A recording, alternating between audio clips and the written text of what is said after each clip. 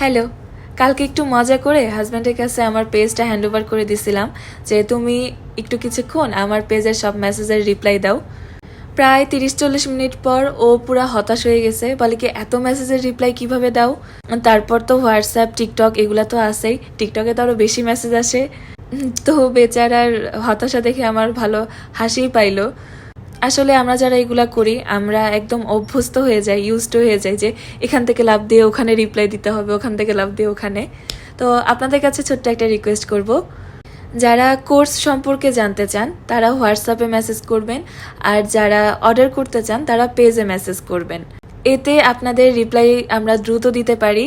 আর পেজে মেসেজ করলে ইনফরমেশনও চলে যায় কিভাবে অর্ডার করবেন, কিভাবে কি। আর হোয়াটসঅ্যাপে মেসেজ করলে কোর্সের ডিটেলস চলে যায়। আর যারা টিকটকের ইনবক্সে মেসেজ করেন তারা উল্টাপাল্টা মেসেজ দিবেন না, এমনি একটা ভিডিও শেয়ার